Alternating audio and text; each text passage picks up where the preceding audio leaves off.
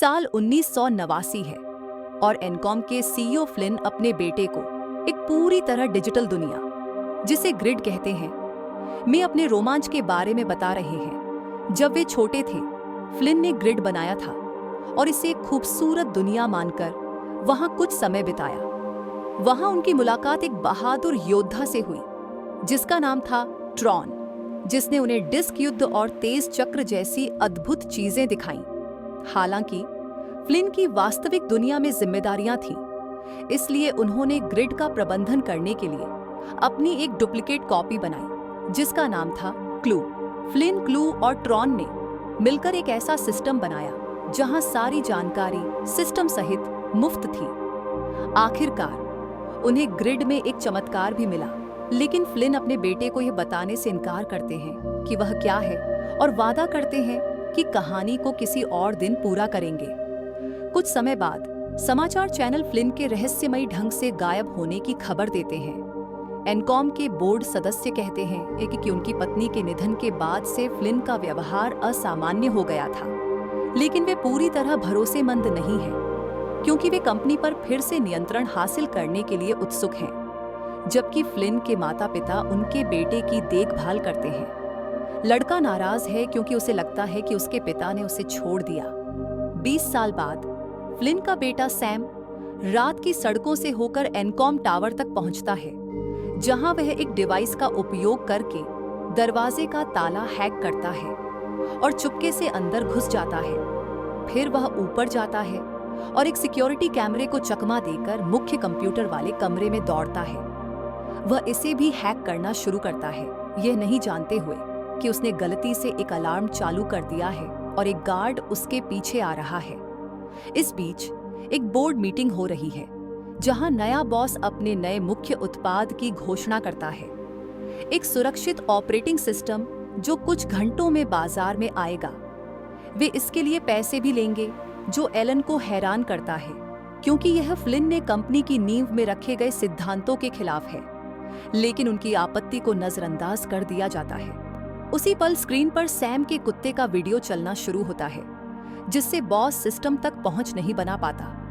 जब उनका तकनीशियन आखिरकार जांच करता है, तो उसे पता चलता है कि किसी ने उनका सॉफ्टवेयर इंटरनेट पर मुफ्त में अपलोड कर दिया है।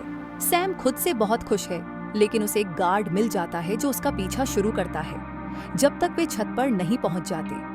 खुद को घिरा हुआ पाकर सैम पैराशूट चालू करके कूदता है, लेकिन एक ट्रैफिक लाइट पर अटक जाता है।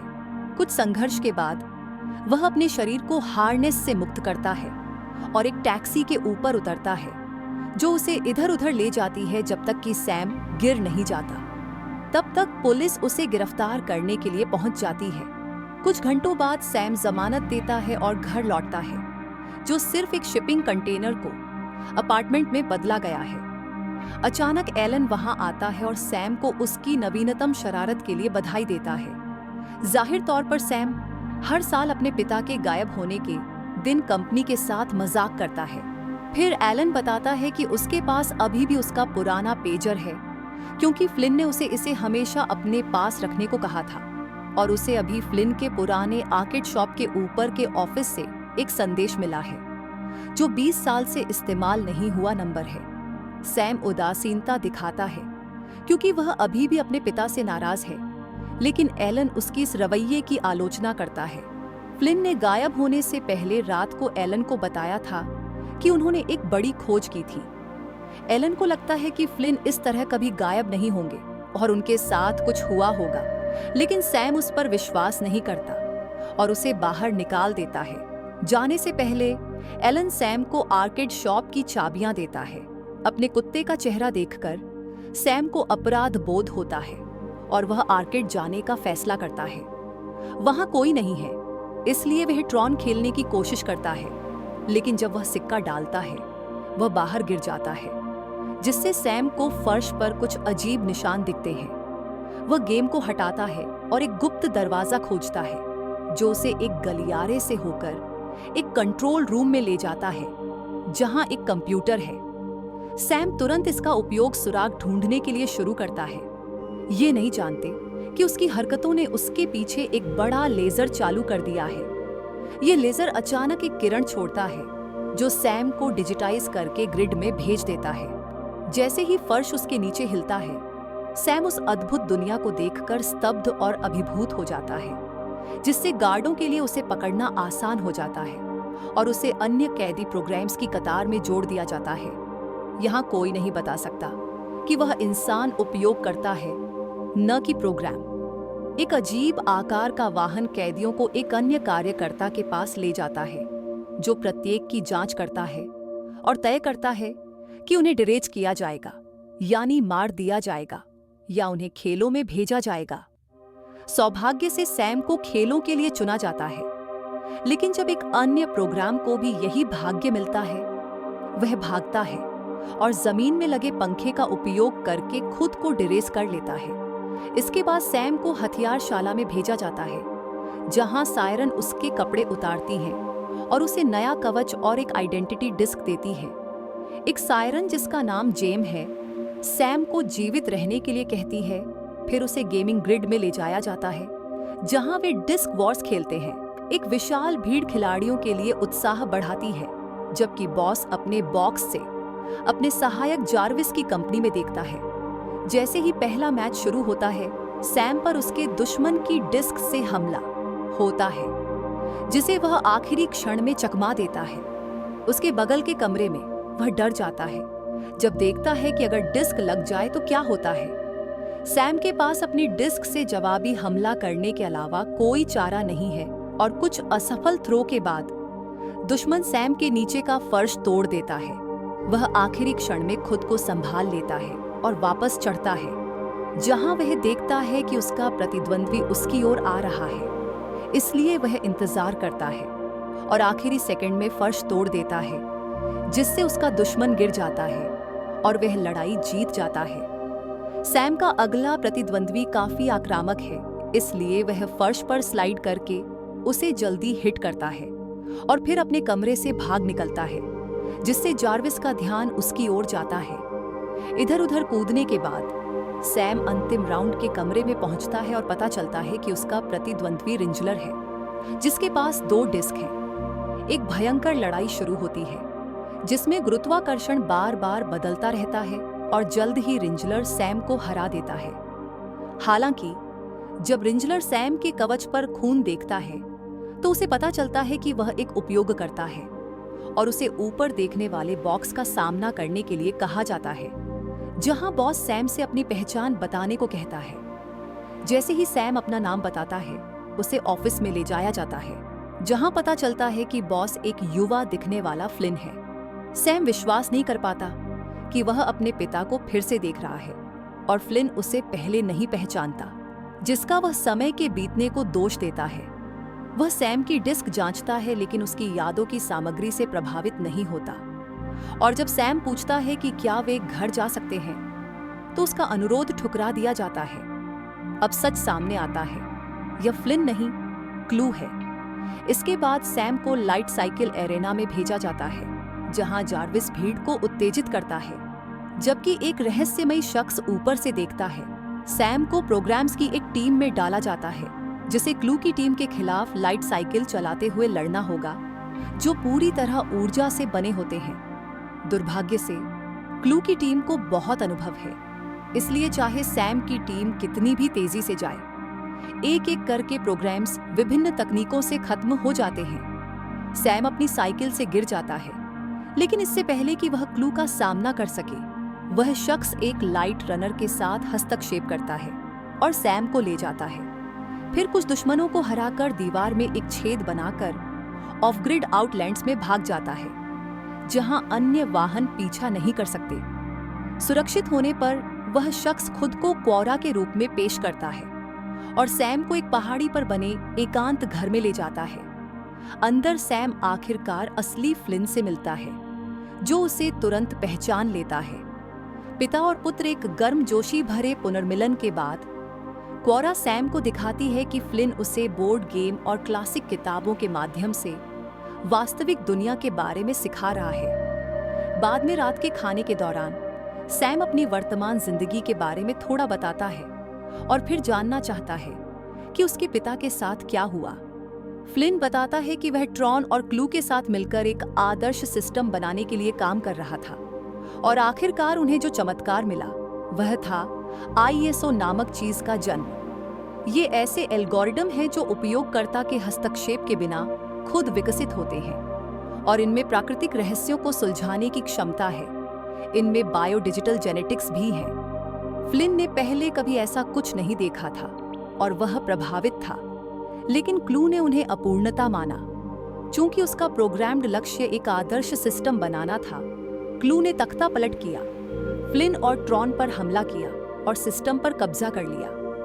ट्रॉन को कथित तौर पर डिरेज कर दिया गया और फ्लिन को आउटलैंड्स में भागना पड़ा, जबकि आईएसओ को एक घटना में नष्ट कर दिया गया जिसे पर्ज के नाम से जाना जाता है। ग्रिड से बाहर निकलने का एकमात्र रास्ता एक पोर्टल है, लेकिन इसका समय बहुत सीमित है और यह फ्लिन के क्लू द्वारा पकड़े जाने के तुरंत बाद बंद हो गया। वह ग्रिड में फंस गया और चूंकि ग्रिड में 8 घंटे वास्तविक दुनिया में केवल 30 सेकंड के बराबर हैं, इसका मतलब है कि फ्लिन 30 सेकंड में जाने के तुरंत बाद बंद हो गया कि 20 साल की अनुपस्थिति यहाँ लगभग 20,000 साल के बराबर थी। अगर सैम यहाँ है तो पोर्टल फिर से खुला होगा, इसलिए सैम अपने पिता के साथ भागने के लिए जल्दी में पोर्टल तक पहुंचना चाहता है, लेकिन फ्लिन मना कर देता है। चूंकि फ्लिन ने कभी एलन को कोई संदेश नहीं भेजा, उसे लगता है कि यह सब क्लू का जाल है और वह पोर्टल पर फ्लिन की आइडेंटिटी डिस्क चुराने के लिए इंतजार करेगा ताकि वह पोर्टल को नियंत्रित कर सके। निराश सैम अपने कमरे में छिप जाता है, जबकि कोरा अपनी एक किताब से एक गुप्त वस्तु निकालती है। वह इसे सैम के पास लाती है और बताती है कि इससे उसे जूस नामक प्रोग्राम को ढूंढने में मदद मिलेगी, जो पर्स के दौरान आईएसओ की मदद करता था, और अफवाह है कि उसे ग्रिड के किसी भी स्थान तक पहुंचे। जब सैम चुपके से निकलता है, फ्लिन अपने परिवार के साथ बिताए दिनों का सपना देख रहा होता है और जागने पर पता चलता है कि उसका बेटा चला गया है। इसलिए वह क्वोरा को बताता है कि वे उसके पीछे जाएंगे। सैम अब फ्लिन की लाइट साइकिल का उपयोग करके शहर में प्रवेश करता है, जहां वह वाहन को एक लबादे के लिए बदल लेता है ताकि वह कम ध्यान आकर्षित करे। एक गार्ड को पुरानी लाइट साइकिल अजीब लगती है और वह इसका पीछा करके इसके मूल स्थान फ्लिन के घर तक पहुंचता है। गार्ड इस जानकारी को क्लू को भेजता है, जो तुरंत वहां उड़ान भरता है, लेकिन उसे इमारत खाली मिलती है। चारों ओर देखते हुए क्लू उस दिन को याद करता है जब उसे पहली बार बनाया गया था और कैसे फ्लिन ने वादा किया था कि वे मिलकर दुनिया बदल देंगे। इस बारे में सोचकर वह गुस्से में आ जाता है और गुस्सा निकालता है। सैम की ओर लौटते हुए उसे अचानक जेम मिलती है, जो उसे जूस के क्लब में ले जाती है, जहां एक बड़ी पार्टी चल रही है। वहां वह बहुत ही विचित्र जूस से मिलता है, लेकिन कुछ संभावित योजनाओं के बारे में बात करने के बाद जूस कहता है कि खेल बदल गया है। उसी पल क्लब में क्लू के सैनिक घुस आते हैं, जिन्हें जूस ने व्यापार के लिए सूचित किया था। सैम उनसे लड़ने के लिए बाहर निकलता है और जल्द ही क्वोरा उसकी मदद के लिए आती है, जबकि जूस एक मंच से देखता है और अपनी छड़ी से गोली चलाता है। आखिरकार दोनों को हरा दिया जाता है और क्वोरा का बायां हाथ डिरेज हो जाता है। अचानक फ्लिन भी वहां पहुंचता है और अपने एडमिन अधिकारों का उपयोग करके ज्यादातर दुश्मनों को डिरेज कर देता है। फिर सैम और क्वोरा को लिफ्ट में लेकर भागता है। एक सैनिक एक एक्सटेंशन कॉर्ड का उपयोग करके फ्लिन की डिस्क पकड़ लेता है, ठीक जब लिफ्ट के दरवाजे बंद होते हैं, और लिफ्ट को नीचे लाने वाले तंत्र को तोड़ देता है। जब जूस सैनिक को डायरेज करता है और डिस्क अपने लिए रख लेता है, फ्लिन लिफ्ट में हैक करता है और इसे क्रैश होने से पहले रोकने में कामयाब होता है। फ्लिन सैम को उसकी लापरवाही के लिए डांटता है। फिर तिकड़ी एक सोलर सेलर में सवार होती है, जो उन्हें सीधे पोर्टल तक ले जाएगी। जैसे ही वे निकलते हैं, फ्लिन क्वोरा की आइडेंटिटी डिस्क लेता है और क्षतिग्रस्त सामग्री को पुनर्व्यवस्थित करता है, जिससे उसका हाथ फिर से बन जाता है। वह सैम को यह भी दिखाता है कि क्वोरा आखिरी बची आईएसओ है। इसके बाद क्लू क्लब में पहुंचता है और ज्यूस उसे सौदा प्रस्तावित करता है, फ्लिन की डिस्क के बदले शहर का नियंत्रण। क्लू सहमति का दिखावा करता है, लेकिन जैसे ही उसे डिस्क मिलती है, वह अपने गार्डों के साथ निकल जाता है और क्लब को उड़ा देता है, जिससे ज्यूस और जेम डिरेज हो जाते हैं। कुछ पल बाद सैम अपने पिता को बताता है कि वास्तविक दुनिया में और क्या-क्या बदला है, जैसे वाईफाई का आविष्कार, लेकिन साथ ही उसके दादा दादी की मृत्यु भी। फ्लिन स्वीकार करता है कि उसे अपराध बोध है और वह अपने बेटे के साथ समय बिताने के लिए अपनी सारी खोजें छोड़ देगा। जल्द ही क्वोरा जागती है और सैम को बताती है कि फ्लिन ने उसे पर्ज के दौरान बचाया था। वे बातचीत के माध्यम से एक दूसरे से जुड़ते हैं और क्वोरा वास्तविक दुनिया के बारे में और पूछती है। इसलिए सैम उसके लिए सूरज की रोशनी का वर्णन करने की कोशिश करता है। अचानक सोलर सेलर को एक बड़े कैरियर जहाज द्वारा रोका जाता है, इसलिए तिकड़ी कार्गो यूनिट्स के बीच छिपने के लिए दौड़ती है। वहां उन्हें सदमा लगता है जब वे देखते हैं कि ढेर सारे प्रोग्राम्स फंस गए हैं और उन्हें क्लू की सेना में फिर से प्रोग्राम करने के लिए ले जाया जा रहा है। उसी पल रिंजलर वहां आता है और सेलर की जांच शुरू करता है, लेकिन फ्लिन उसे तुरंत पहचान लेता है। रिंजलर उसका पुराना दोस्त ट्रॉन है, जिसे क्लू का गुर्गा बनने के लिए फिर से प्रोग्राम किया गया था। ध्यान भटकाने के लिए क्वोरा सैम को अपनी डिस्क देती है और रिंजलर का सामना करने के लिए दौड़ती है, जो उसे तुरंत पकड़ लेता है और ले जाता है। फ्लिन और सैम इस विचलन का उपयोग करके भाग निकलते हैं। इस बीच क्लू अपनी डिस्क को स्टोर करने के लिए अपने टावर में जाता है। फ्लिन और सैम टावर पर ठीक समय पर पहुंचते हैं जब क्लू अपनी सेना को एक घोषणा देता है। वह फ्लिन की डिस्क का उपयोग करके वास्तविक दुनिया में जाने की योजना बना रहा है, जहां वे इसे पूर्ण करेंगे। इसे रोकने के लिए फ्लिन और सैम एक योजना पर सहमत होते हैं और अलग हो जाते हैं। जब फ्लिन लाइट जेट हैंगर में जाता है और एक गार्ड को फिर से प्रोग्राम करके एक वाहन तक पहुंच प्राप्त करता है, सैम क्लू के टावर में घुस जाता है। वह कई गार्डों से लड़ता है और जार्विस को डराता है, जिससे वह फ्लिन की डिस्क वापस ले लेता है। उसी पल रिंजलर वहां आता है, क्वोरा को बंधक बनाकर, लेकिन सैम उससे लड़ता है और क्वोरा की मदद से उसे टावर के किनारे से गिराकर हरा देता है। फिर सैम क्वोरा को लेता है और टावर से कूद जाता है, एक पंख जैसे पैराशूट का उपयोग करके जमीन पर उतरता है और फ्लिन से मिलकर जेट में भाग जाता है। क्लू टावर में लौटता है और रिंजलर को वापस अंदर चढ़ते हुए पाता है और जार्विस को उसकी विफलता के लिए तुरंत डैरेज कर देता है। फिर वह और उसकी टीम कूद पड़ते हैं और अपने लाइट जेट बनाते हैं। जब वे सिमुलेशन के समुद्र के ऊपर उड़ते हैं, सैम जेट की तोप संभालता है और क्लू और उसके लोगों पर गोलीबारी शुरू करता है, जबकि क्वोरा शानदार पायलटिंग कौशल के साथ हमलों से बचती है। रिंजलर लाइट जेट के ऊपर उड़ता है और फ्लिन के साथ आंखें मिलाता है, जिससे रिंजलर को ट्रॉन के रूप में अपनी यादें वापस मिलती हैं। वह चिल्लाता है कि वह उपयोगकर्ताओं के लिए लड़ता है और क्लू के जेट से टकरा जाता है, जिससे वह वाहन खो देता है और हाथों हाथ लड़ाई शुरू हो जाती है। दुर्भाग्य से क्लू बहुत अच्छा है और फिर से अपना जेट बनाता है, उड़ जाता है, जबकि ट्रॉन समुद्र में डूब जाता है। इसके बाद तिकड़ी आखिरकार पोर्टल तक पहुंचती है, लेकिन रास्ता क्लू द्वारा अवरुद्ध होता है, जो फ्लिन से सामना करता है और जोर देता है कि वह केवल वही कर रहा था जो फ्लिन ने उसे करने को कहा था। फ्लिन क्लू से माफी मांगता है और कहता है कि पूर्णता असंभव है क्योंकि यह अज्ञात है, लेकिन क्लू यह नहीं जानता क्योंकि फ्लिन ने उसे बनाते समय यह नहीं जानता था। ये खुलासा क्लू को फ्लिन पर हमला करने के लिए उकसाता है, जो सैम और क्वोरा को पोर्टल की ओर बढ़ने के लिए चिल्लाता है। सैम अपने पिता को फिर से खोना नहीं चाहता और क्लू पर हमला करता है, लेकिन क्वोरा लड़ाई को रोकती है और सैम को धक्का देती है, जबकि क्लू फ्लिन की डिस्क ले लेता है। जैसे ही रास्ता अलग होता है, क्लू को पता चलता है कि डिस्क वास्तव में क्वोरा की है। फ्लिन ने पहले अपनी डिस्क उसके साथ बदल दी थी। गुस्से में क्लू गेट और पोर्टल के बीच की खाई को कूदता है, लेकिन फ्लिन एक विशेष तकनीक का उपयोग करता है, जिससे वह क्लू को फिर से अपने में मिला लेता है।